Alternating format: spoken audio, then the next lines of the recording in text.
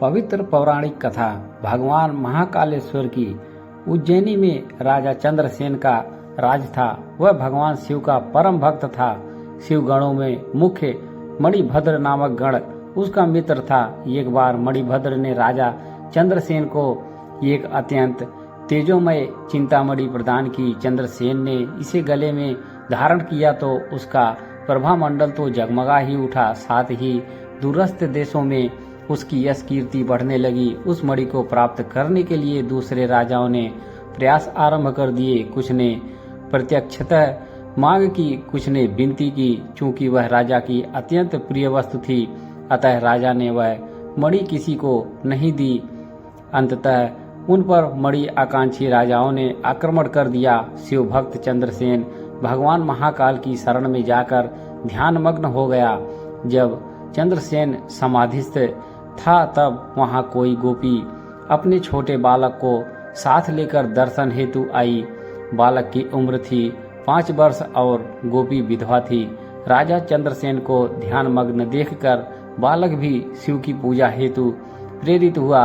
वह कहीं से एक पाषाण ले आया और अपने घर में एकांत स्थल में बैठकर भक्ति भाव से शिवलिंग की पूजा करने लगा। कुछ देर पश्चात उसकी माता ने भोजन के लिए उसे बुलाया, किंतु वह नहीं आया। फिर बुलाया, वह फिर नहीं आया।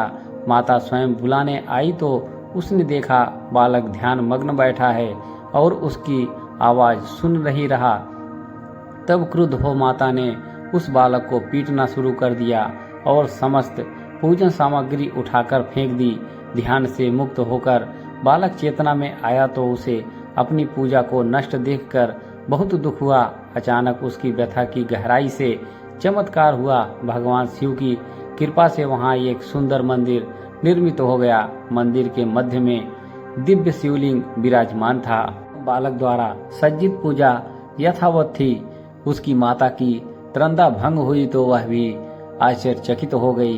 राजा चंद्रसेन को जब शिव जी की अनन्य कृपा से घटित इस घटना की जानकारी मिली तो वह उस शिव भक्त बालक से मिलने पहुंचा।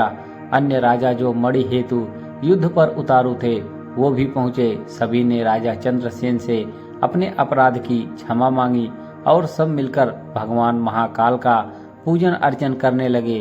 तभी वहां राम भक्त श्री हनुमान जी अवतरित हुए और उन्होंने गोप बालक को गोद में बैठाकर सभी राजाओं और उपस्थित जन समुदाय को संबोधित किया। शिव के अतिरिक्त प्राणियों की कोई गति नहीं है। इस गोप बालक ने अत्यंत शिव पूजा को मात्र देकर ही बिना किसी मंत्र अथवा विधि विधान के शिव आराधना कर शिवत्व सर्वविधि मंगल को प्राप्त किया है। यह शिव का परम श्रेष्ठ भक्त समस्त गोपजनों की कीर्ति बढ़ाने वाला है। इस लोक में यह अखिल अनंत सुखों को प्राप्त करेगा व मृत्योपरांत मोक्ष को प्राप्त होगा। इसी के वंश का 8वां पुरुष महायशस्वी नंद होगा, जिसके पुत्र के रूप में स्वयं नारायण कृष्ण नाम से प्रतिष्ठित होंगे।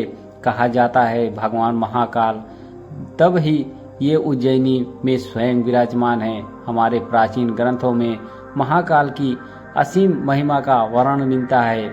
महाकाल साक्षात राजाधिराज देवता माने गए हैं। कथा पसंद आई हो तो वीडियो को एक लाइक अवश्य करें।